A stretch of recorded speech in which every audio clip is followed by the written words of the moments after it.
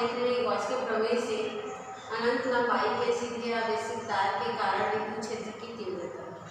अनंत लंबाई के सीधे आवेशित तार के लिए हमें क्या देखना है, गॉस के प्रमेय के हेल्प से विद्युत क्षेत्र की तीव्रता देखना है। अब हमारे पास मान के चलिए एक अनंत लंबाई का तार है, ठीक है।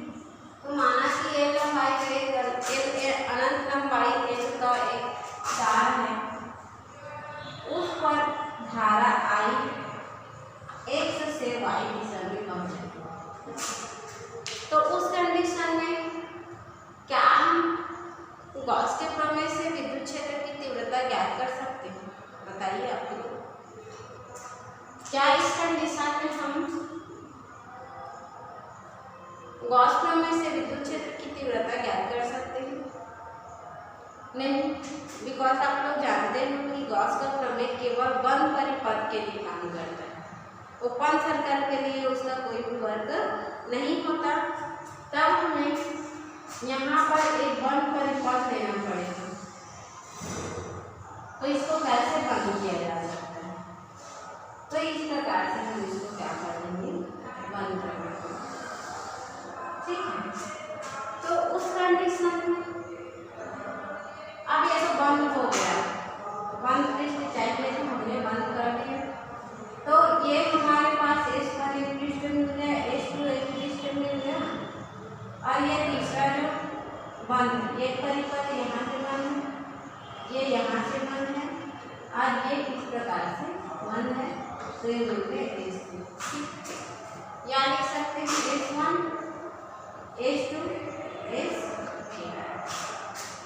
तो इसमें विद्युत क्षेत्र की तीव्रता ज्ञात करनी है। तो इसके सेंटर ऑफ पॉइंट से, माना कि जो बंद परिपथ है उसके केंद्र बिंदु से r दूरी पर कोई बिंदु P है जहाँ पर हमें विद्युत क्षेत्र की तीव्रता ज्ञात करनी है, ऐसा हम मानते हैं, ठीक है। अब देखिए, ये हमें सेंटर ऑफ पॉइंट पर विद्युत क्षेत्र की तीव्रता निकालनी रहती है कभी भी। तो इसके लिए क्या हम विद्युत क्षेत्र की तीव्रता निकाल सकते हैं? इसके लिए क्या हम विद्युत क्षेत्र की तीव्रता निकाल सकते हैं, हाँ या नहीं? क्योंकि हम केंद्र से ही r दूरी पर, बंद पृष्ठ के केंद्र से r दूरी पर विद्युत क्षेत्र की तीव्रता निकालते हैं, और बंद पृष्ठ का केंद्र यहाँ पर है। तो इसी से हमें इस पूरे पृष्ठ के लिए विद्युत क्षेत्र की तीव्रता निकाल सकते हैं। लेकिन और अलग से देखा जाए तो एक बंद पृष्ठ यहाँ है, एक बंद पृष्ठ S3 है। तो चूंकि ये तो बंद परिपथ जहाँ पर विद्युत क्षेत्र की तीव्रता निकालनी है गॉस के प्रमेय से, वहाँ के लिए सत्य नहीं है। तो यहाँ इसका इलेक्ट्रिक फील्ड इसमें क्या है, समांतर, समान अंतर पर रखा गया है। तो समांतर दूरी है और उसका केंद्र बिंदु हमें नहीं मिल रहा है।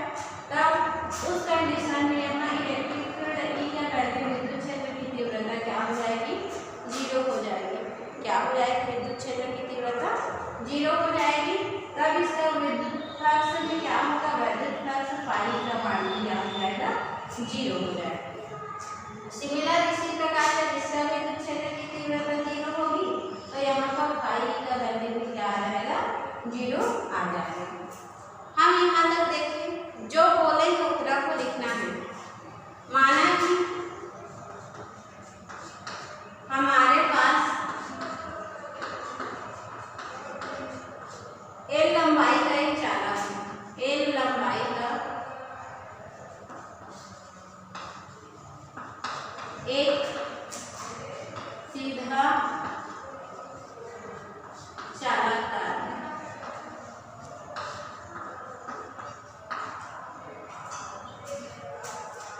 जिसमें I धारा प्रवाह किया जाए, I धारा प्रवाह किया जाए,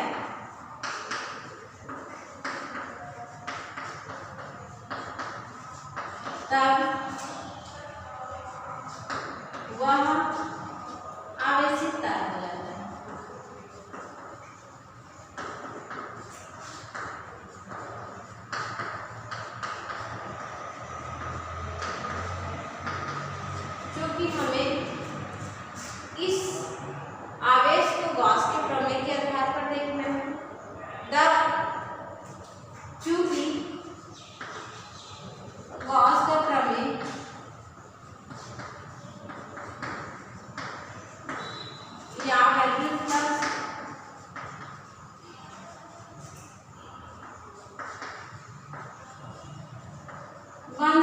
बंध ज्ञात किया जाता है, बंध परिपथ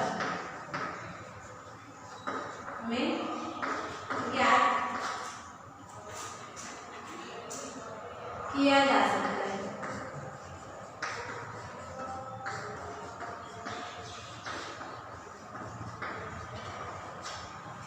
तब जब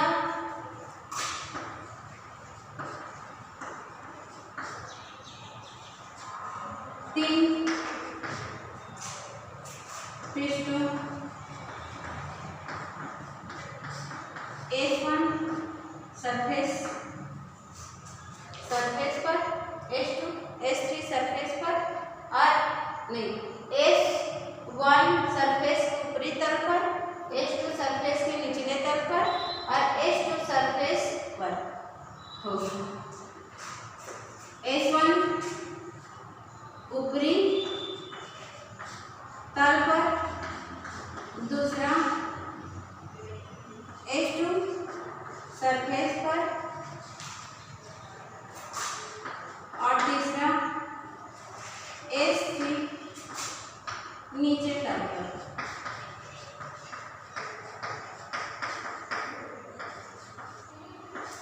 तब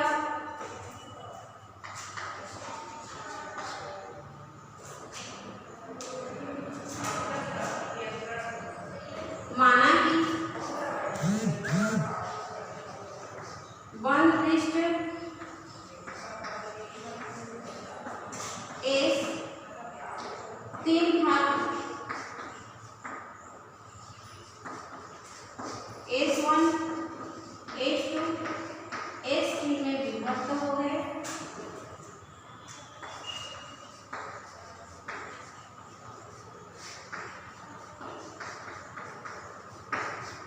तब सरफेस के केंद्र बिंदु, सरफेस एस के केंद्र बिंदु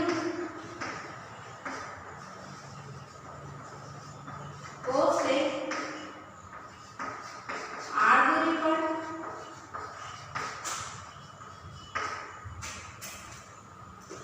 एक बिंदु P है,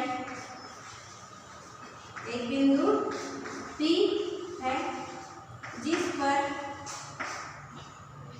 गुजरने वाली विद्युत फ्लक्स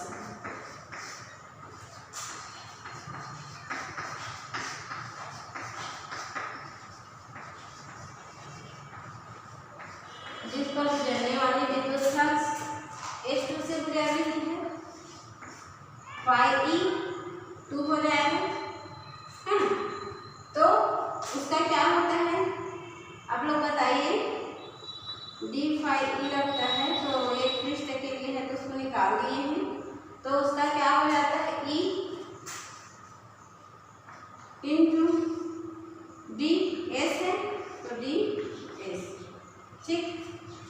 तो ये हो गया हमारे इस केंद्र बिंदु से r दूरी पर।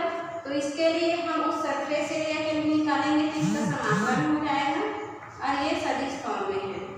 जब अदिश फॉर्म में करेंगे तो डी फाई ई 2 का वैल्यू हो जाएगा क्या, तो उसका वैल्यू हो जाएगा E D S cos theta, theta का वैल्यू चूंकि 0 है देन ये क्या हो जाएगा 1 हो जाएगा, चूंकि थीटा इक्वल टू 0 तब फाई ई इक्वल टू हमारे पास आ जाएगा ई इंटू डी एस।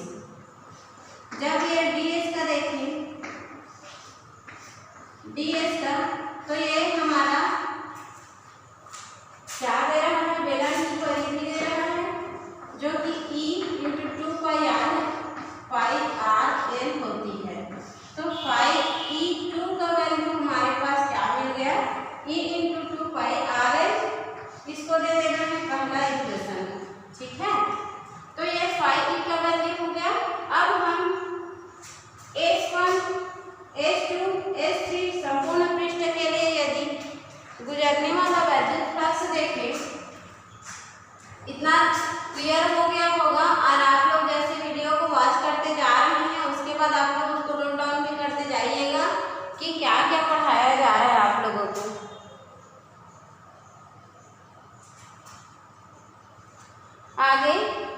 यदि हम देखें कि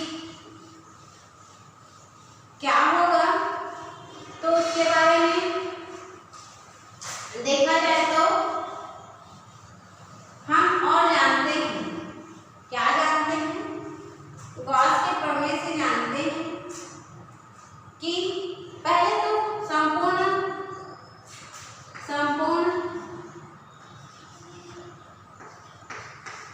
पृष्ठ के लिए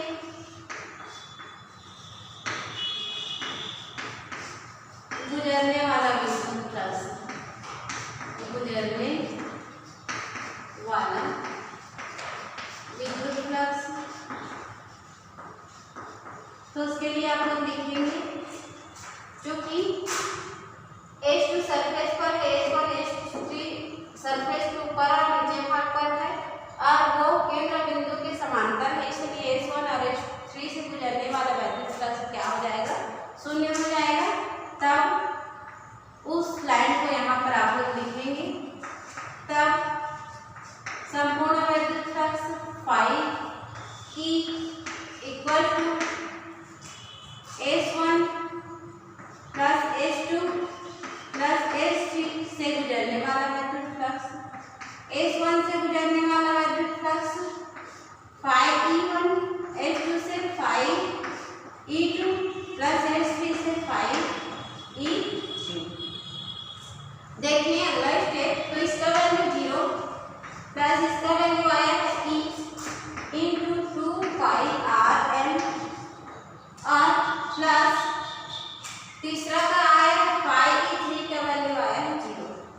देन ये क्या हो गया 0। तो अगला स्टेप यदि हम देखें तो क्या आ रहा है, ये आ गया E into 2 pi R N और ये आ गया पाई E का वैल्यू, इसको हम दे दिए सेकेंड इक्वेशन। ये सेकेंड इक्वेशन हमें मिला। अब हम जानते हैं, चूंकि हम जानते हैं गॉस के प्रमेय से,